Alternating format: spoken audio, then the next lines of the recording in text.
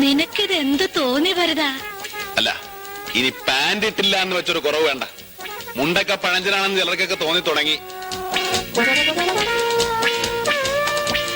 ഭരതമ്മാമ്മയുടെ പാന്റിന് എത്ര കീശയാ?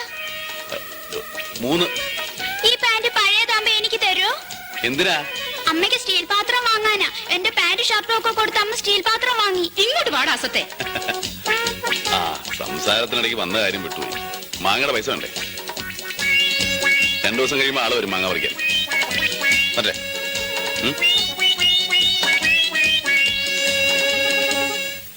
പടാ.